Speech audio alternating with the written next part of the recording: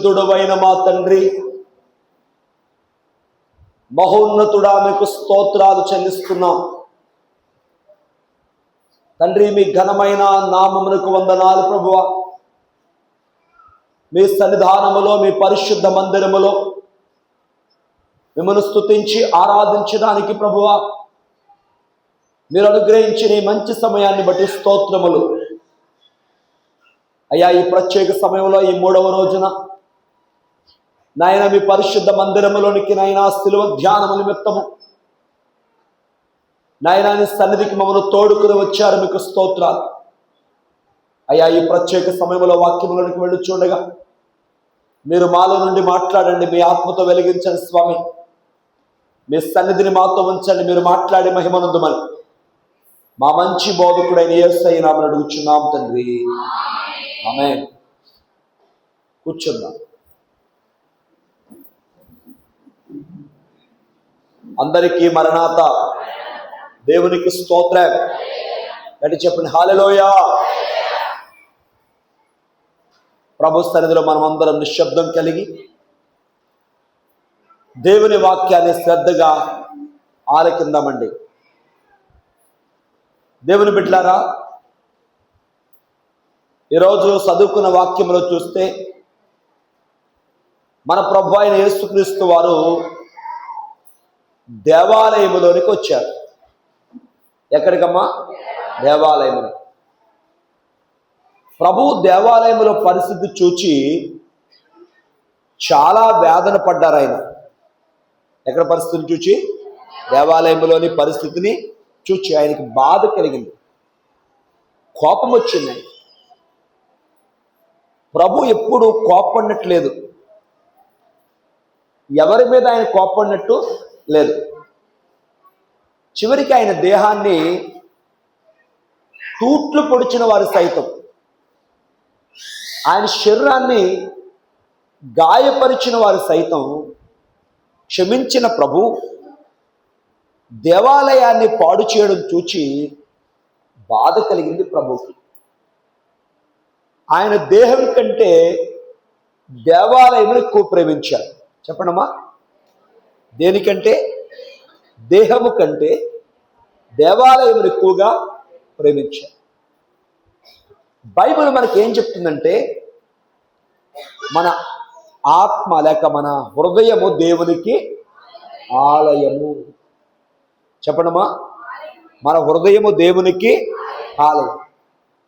మన శరీరానికంటే మన అంతరంగాన్ని అంటే మన హృదయాన్ని ఎక్కువగా మనం కాపాడుకోవాలి. అవునా కదా? బైబిల్ ఏం చెప్తుంది ఒకసారి చూడండి. సామెతల గ్రంథము 4:23. సామెతలు 4. మీ హృదయములో నుండి జీవధారలు బయలుదేరును. ఎక్కడి నుంచమ్మా? మన హృదయములో నుండట ఏం బయలుదేరుతున్నాయి? జీవధారలు. కాబట్టి అన్నిటికంటే భద్రంగా మనం దేన్ని కాపాడాలి? హృదయమును. మన హృదయమును మనం జాగ్రత్తగా కాపాడుకోవాలి. మన అంతరంగాన్ని మనం బాగా కాపాడుకోవాలి. ఎందుకంటే మన హృదయం నుండి ఏమొస్తున్నాయట? జీవధారలు. ఇప్పుడు ప్రభుకి వేదన కలిగించిన సందర్భం ఏదైనా ఉంది అంటే, దేవాలయంలోని పరిస్థితులు చూచి ఆయన వేదన పొందారు. దేవాలయంలో జరుగుతున్న ఆ వ్యాపారాన్ని చూచి ఆయన ఎంతగానో తన మనస్సులో నొచ్చుకున్నారు, బాధపడ్డారు. ఎందుకయ్యా అంటే, మనం కాపాడవలసింది మన హృదయాన్ని. మన హృదయము దేవునికి ఏం చెప్పండి? ఆలయం.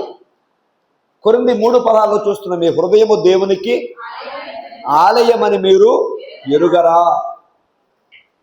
అమ్మా, మన శరీరం కంటే దేన్ని బాగా కాపాడాలి? మనం హృదయాన్ని. అందుకే బైబిల్ అలా చెప్తుంది మనకి. ఒకసారి చూద్దామా? రోమపత్రిక 8వ అధ్యాయము 13వ వచనం చూద్దాం. రోమా 8:13. మీరు శరీరానుసారముగా ప్రవర్తించినట్లయితే చావలసిన వారే. విన్నారమ్మా? శరీరానుసారంగా మనం ప్రవర్తిస్తేనంటే ఏమైపోతాం? చనిపోతామట. శరీరానుసారంగా ప్రవర్తిస్తే చనిపోవడం ఏంటి? శరీర కార్యములు ఏవైతే ఉన్నావో వాటిని నీవు ఎప్పుడైతే వాటిని నిలువిస్తావో అవి మనల్ని మరణానికి తీసుకెళ్తాయి. ఆ కింద అద్భుతమైన మాట అన్నాడు, ఆత్మ చేత శరీర క్రియలు చంపితే మనము జీవిస్తామట. దేని చేత? ఆత్మ చేత శరీర క్రియలు చంపితే మనం ఏమవుతాం? జీవించేవారిగా ఉంటాం. మనము జీవించాలంటే ఆత్మ చేత శరీరక్రియ ఏం చేయాలి? చంపాలి. ఆత్మ చేత శరీరక్రియలు నీవు లయపరుచుకుంటే, వాటిని తొలగించుకుంటే మనం ఎల్లప్పుడూ దేవుని కృపల ముందుకు సాగుతాం. కాబట్టి ప్రభు దేవాలయమును శుద్ధి చేయడం అంటే ప్రభు చూస్తున్నాడు. మన అంతరంగాన్ని మనం ఎప్పటికప్పుడు ఏం చేసుకోవాలి? శుద్ధి చేసుకోవాలి. మన హృదయాన్ని మనం శుద్ధి చేసుకోవాలి. ఎందుకంటే హృదయము దేవునికి ఆలయం. మన హృదయము కనుక శుద్ధీకరించబడకపోతే దేవుడి ఆలయంలో ఉంటారా? ఈ ఆలయాన్ని చూసి ఆయన బాధపడుతున్నారు కదా. కాబట్టి మన హృదయం అనే దేవాలయమును మనం ఎప్పటికప్పుడు ఏం చేసుకోవాలి? శుద్ధి చేసుకోవలసిన వారమైనాం. మన అంతరంగాన్ని మనం సరిచేసుకోవలసిన వారమైనాం. మన హృదయాన్ని మనం ఏం చేయాలమ్మా? మన హృదయంలో మార్పు దేవుడు కోరుతున్నాడు. సాధారణంగా మనం ప్రతిరోజు ఇల్లు తుడుస్తాం. ఇవాళ తుడిచావు, రేపు పొద్దున మానేస్తామా? రేపు తుడుస్తాం. ఎందుకని? మనకు తెలియకుండానే దుమ్ము చేరుతుంది కనుక ప్రతిరోజు ఏం చేయాలి? మనం శుభ్రం చేయాలి. అలాగే మనకు తెలియకుండానే మన అంతరంగంలో ఎన్నో చేరుతూ ఉంటాయి. అందుకే ఎప్పటికప్పుడు మన అంతరంగాన్ని మనం ఏం చేసుకోవాలి? శుద్ధీకరించుకోవాలి. మన హృదయమును మనం ఏం చేయాలి? శుద్ధీకరించాలి. మన హృదయ శుద్ధి అనేది చాలా ప్రాముఖ్యం. అందుకే వాక్యం చెప్తుంది, హృదయ శుద్ధి గల వారు ధన్యులు, వారు దేవుని చూచెదరు. దేవునికి స్తోత్రం. మనలో ఏ హృదయం కావాలి? శుద్ధ హృదయం ఉంటే, మనము దేవునికి యందు మనం యథార్థంగా జీవించే వారిగా ఉంటే అమ్మా నిన్ను బట్టి దేవుడు ఆనందిస్తాడు. నీ హృదయములో దేవుడు నివాసం ఉంటాడు. ఒకసారి దేవుని స్తోత్రం చెప్దాం. హల్లెలూయా. అదే వచనాన్ని రోమపత్రిక 8:13 చూచారు కదా. ఇంకొంచెం కిందకి చదవండి. దేవుని ఆత్మ చేత ఎందరూ నడిపింపబడుదురో వారందరూ, విన్నారండి? దేవుని ఆత్మ చేత ఎంతమంది అయితే నడిపించబడతారో వారందరూ ఎవరి కుమారునట? దేవుని కుమారుడు. దేవునికి స్తోత్రం. హల్లెలూయా. ఇప్పుడు దేవాలయంలోకి వచ్చిన ప్రభువారు దేవాలయం ఏం చేస్తున్నారు? శుద్ధీకరిస్తున్నారు. దేవాలయాన్ని ఏం చేస్తున్నారు? అమ్మా శుద్ధీకరింప చేస్తారు. దేవాలయంలో ఉన్నటువంటి ఆ గువ్వలమ్మ వారి పీటలను బల్లలను పడద్రోసి దేవాలయం ఏం చేశారు? ఆయన శుద్ధీకరించారు. దేవాలయాన్ని శుద్ధీకరించగానట అక్కడ వాళ్ళకి బాధ వచ్చిందట. శాస్త్రులకి, పరిచయులకి, ప్రధాన యాజకులకి ఏం కలిగింది? బాధ కలిగింది. ఏంటా బాధ? చెప్పండి, ఏంటి బాధ? యేసు ప్రభు మంచి చేశారా, చెడు చేశారా? దేవాలయాన్ని శుద్ధి చేస్తే ఏం కలిగిందండి? ఎప్పుడు కూడా ఒకటి జరుగుద్ది సమాజంలో, మంచిపై చెడుగు పెత్తనం చేస్తుంది. అవునా? కానీ మంచి అనేది ఎప్పుడు కూడా నిన్ను కాపాడుకోవాలి. అందుకే అయ్యగారు పాట రాస్తారు, చెడుగు ఎక్కువ వగుచున్నది భూలోకములో, చెడుగు ఎక్కువ వగుచున్నది. చెడుగుపై మంచి పై చేయి సాధించినట్లు మనం విడువక ప్రార్థించాలి. దేవుని స్తోత్రం. కాబట్టి మంచి ఏమవ్వాలి? పై చేయి సాధించాలి. అవునా కదా? అవును. సాధించాలి అంటే మంచికి ఆటంకాలు వస్తాయి. కానీ నీవు నేను యథార్థత కలిగి ప్రభు కొరకు యథార్థంగా ఆయన పనిలో, ఆయన కృపలో ముందుకు సాగుదాం. ప్రభువుని ఏం చేయాలనుకున్నారట? చంపాలనుకున్నారట. ఒకసారి చూడండి, లోకాసు వార్త 19:47 చూడండి. లోకాసు వార్త 19. యేసు ప్రభు ప్రతి దినము దేవాలయములో బోధిస్తున్నారు. ప్రధాన యాజకులను, శాస్త్రులను, ప్రజల్లో పెద్దలను ప్రభుని ఏం చేయాలనుకుంటున్నారట? నాశనం చేసేయాలనుకున్నారట. చూసారండి, ప్రభు మంచి చేస్తే, ప్రభు దేవాలయాన్ని శుద్ధీకరిస్తే, దేవాలయం ఆయన శుద్ధి చేసి నా మందిరము ప్రార్థన మందిరం అని ప్రభు ప్రకటిస్తే వాళ్ళకి ఏమొచ్చేసింది? బాధ. ప్రభువుని ఎలాగ లేకుండా చేసేయాలా, ప్రభువుని ఏ విధంగా నాశనం చేయాలని చెప్పట వాళ్ళు ఏం చేస్తారమ్మా చెప్పండి? చూస్తా ఉన్నారు. చదవండి. కానీ ఏం జరిగింది తెలుసమ్మా? ప్రభువుని ఎలా నాశనం చేయాలని వాళ్ళు చూస్తుంటే ప్రజలందరూనట ఆయన వాక్యం విని ఆయన్ని హత్తుకున్నారట. దేవునికి మహిమ కలుగును గాక. ఎట్లా చెప్పండి? ఆమేన్. ప్రభువుని హత్తుకున్నారు గనక, ప్రజలందరూ కూడా ప్రభు వైపు ఉన్నారు గనక ఏం చేయాలో అర్థం కాలేదట.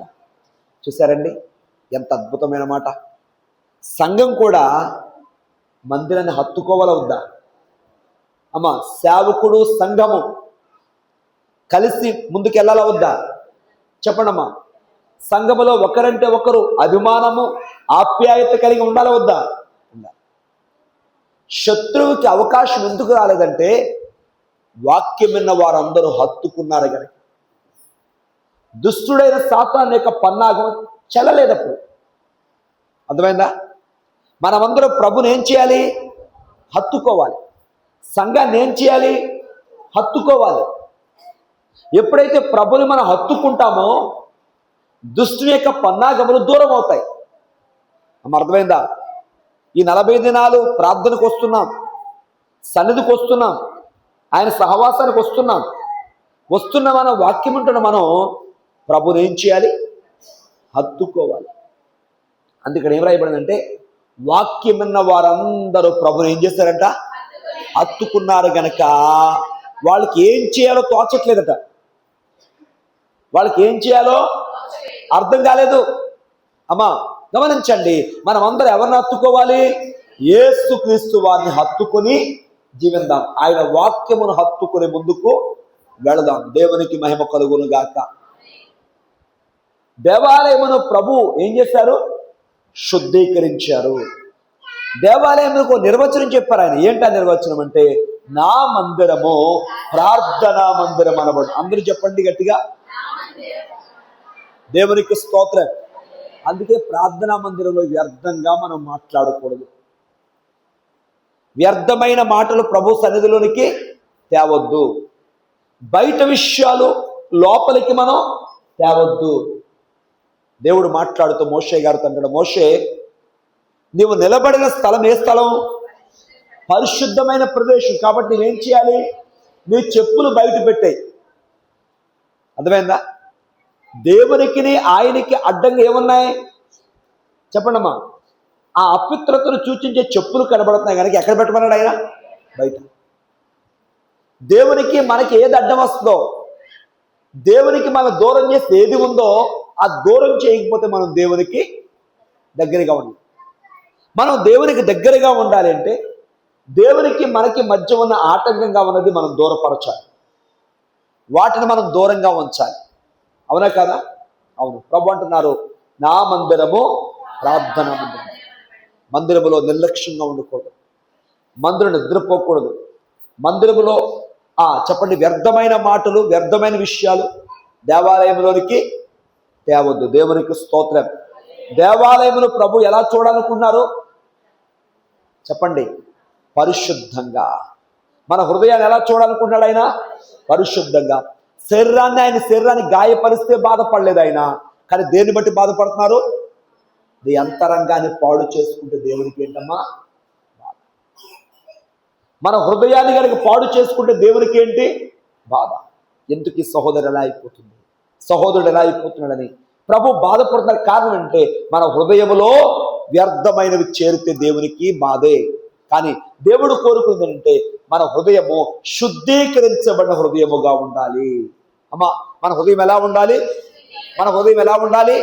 దేవుని వాక్యం చేత మన హృదయమును శుద్ధీకరణ చేసుకుని ఎల్లప్పుడూ దేవునికి మందిరంగా మనల్ని మనం కాపాడుకుందాము గాక. చెప్పండి గట్టిగా ఆమేన్. దేవాలయమును ప్రభు ఏం చేశారు? చెప్పాలి గట్టిగా. శుద్ధీకరించారు. దేవునికి స్తోత్రం. ఎప్పుడైతే దేవాలయాన్ని ప్రభు శుద్ధీకరించారో 2 గొప్ప కార్యాలు జరిగినవండి.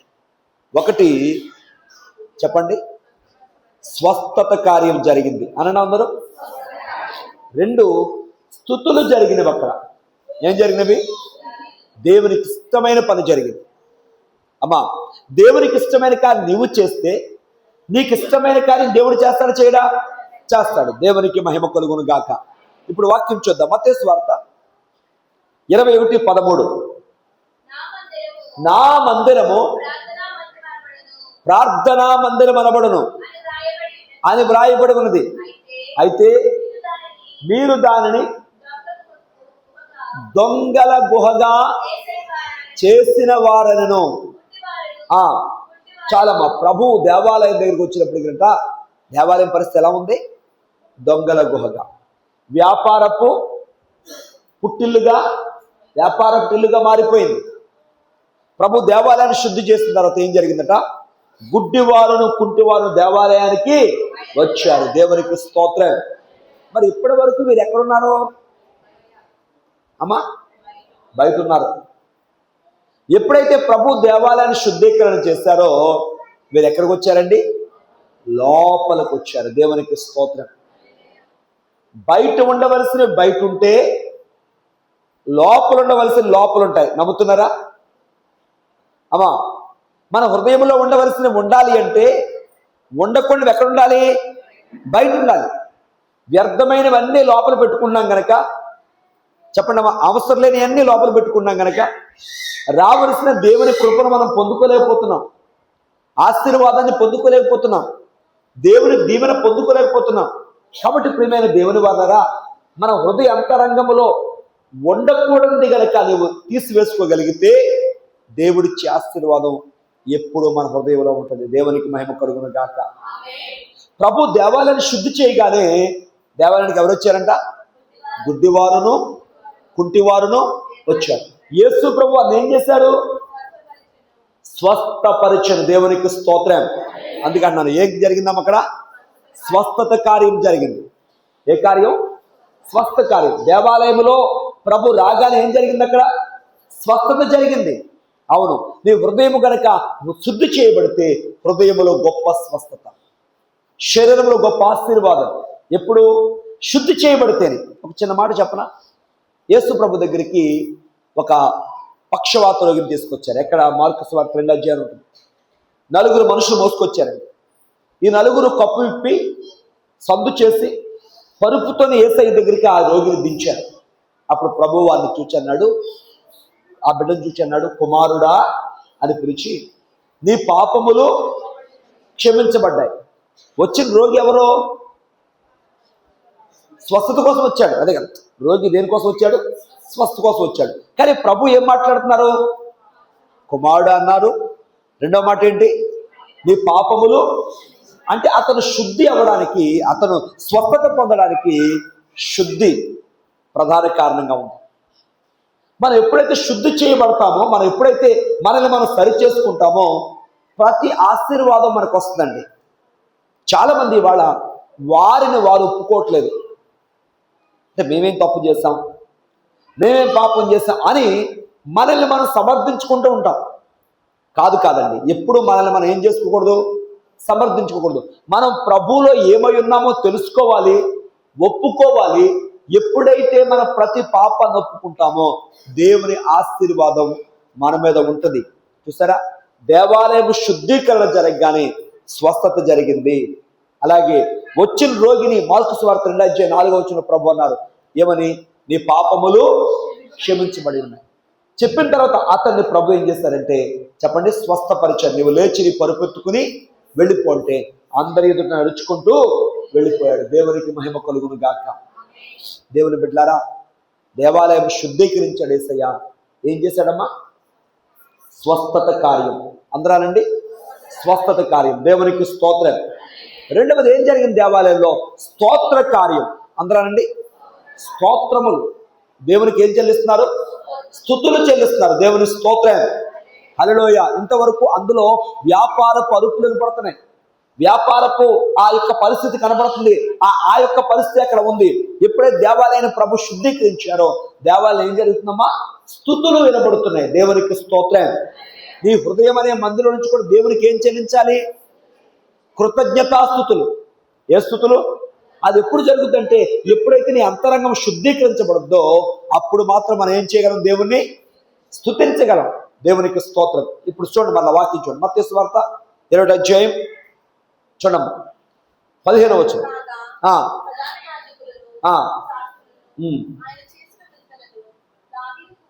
ఆయన చేసిన వింతలను దావీదు కుమారునికి జయము అని దేవాలయములో, ఇప్పుడు దేవాలయం ఏమి వినపడుతున్నాయి? దావీదు కుమారునికి జయము. అంతకుముందు ఏమి వినపడింది దేవాలయంలో? చెప్పండమ్మా. గొవ్వలమ్మ వారి బలలు, ఆ జంతువులు అవన్నీ అరుపులు, వీళ్ళ బేరాలు, వ్యాపారం అంటే అదే కదా, అవి వినపడుతున్నాయి. ఎప్పుడైతే ప్రభు దేవాలయాన్ని శుద్ధి చేశారో దేవాలయం వినపడుతుందండి, స్తుతులు వినపడుతున్నాయి. దావీదు కుమారునికి జయము, ప్రభు పేరట వచ్చేవాడు స్తుతింపబడును గాక. దేవునికి స్తోత్రం. 91వ కీర్తన ఇలా రాయబడింది మనకి. 92వ కీర్తన ఒకసారి చూడండి. 92వ కీర్తన మొదటి వచ్చింది. 92వ కీర్తన మొదటి వచ్చింది.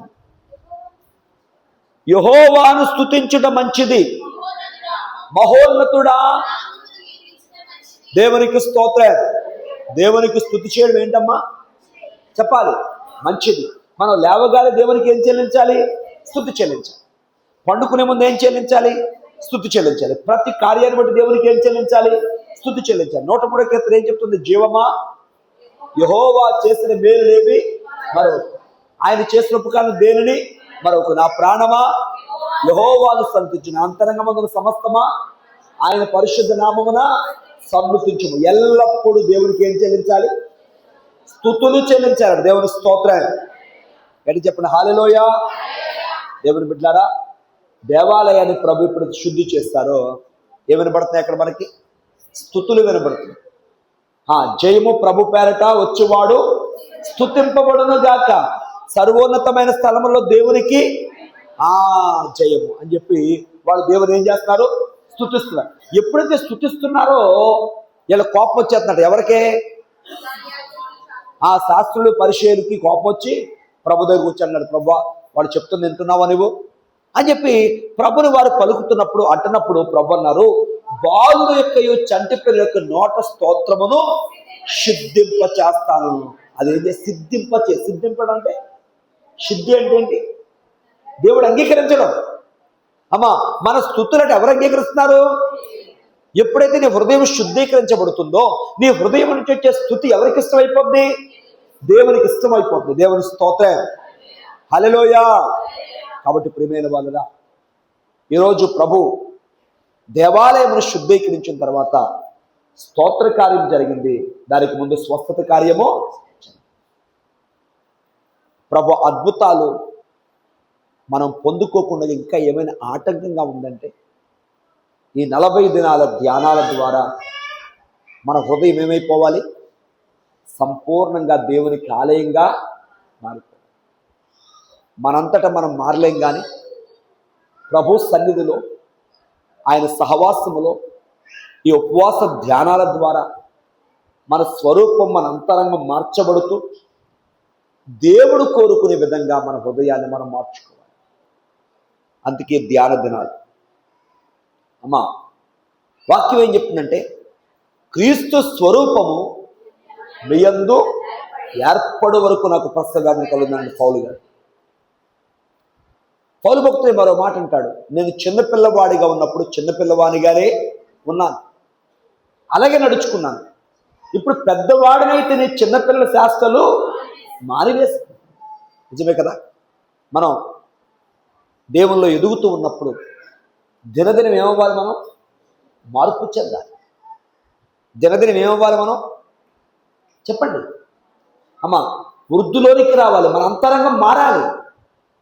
ఒక దైవజనుడు ఇలా పాడాడండి, ఏమనంటే, ఆత్మార్పణ చేయకయే ఆశించితి నీ చెలిమి, అహమును ప్రేమించుచునే ఆశించితి నీ కలిమి, ఆశ నిరాశ అయిపోయింది, ఆవేదన ఎదురైందని పాడాడు మాసలామణి గారిని ఆ దైవజనుడు. ఏమని పాడాడండి? ఆత్మను అర్పించకుండా, అయ్యా నీతో స్నేహాన్ని ఆశించాను, ఎలా కుదురుద్దా?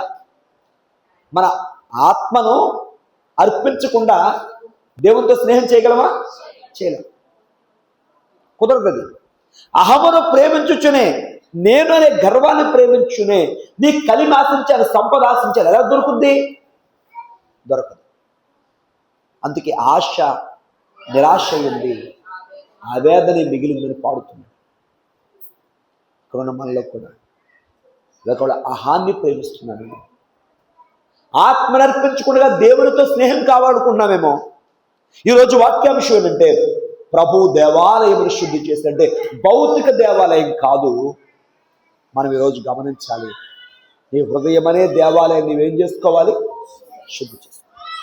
ప్రభు అక్కడైతే భౌతికంగా దేవాలయంలోకి వెళ్ళి దేవాలయం శుద్ధి చేశారు, దాని ద్వారా వాడే నేర్చుకోవాలి. మనం అంటే మన హృదయం అనే దేవాలయం క్రీస్తు రక్తము చేత శుద్ధీకరణ చేసుకుంటూ ఆయన ఇచ్చే ఆశీర్వాదం పొందాలి అంటే మనల్ని మనం శుద్ధీకరణ చేసుకుంటాం, మళ్ళీ మనం పరిశుభ్రపరుచుకుంటాం.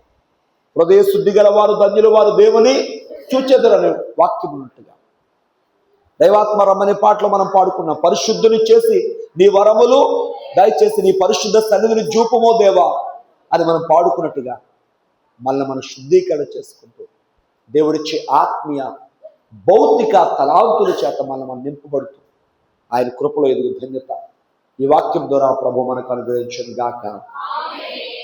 మహాపరిశుద్ధుడా మీకు వందనాలు తండ్రి, గౌరవ పాత్రుడు వగు తండ్రి నీకు స్తోత్రాలు అయ్యా. ఎంతవరకు వినబడిన వాక్యమును మా అందరి అంతరంగములలో ముద్రించు, దేవాలయమును నీవు శుద్ధీకరించు, దేవాలయములో అద్భుతములు నాయన చేస్తున్న తండ్రి మా హృదయం అనే దేవాలయము నిన్ను బట్టి పరిశుద్ధపరచుకుంటూ మా అంతరంగములో ఎల్లప్పుడూ ప్రభు అయ్యా నీవు కోరుకునే పరిపూర్ణమైనటువంటి మేలులు మేము పొందినట్లు సహాయం చేయండి. మీ ఆత్మతో నింపండి. ఇంతవరకు వినబడిన వాక్యాన్ని మా అందరి అంతరంగాలు ముద్రించి నడిపించండి. యేసు నామమున అడుగుచున్నాము తండ్రి, ఆమేన్. అందరికీ మరణాత.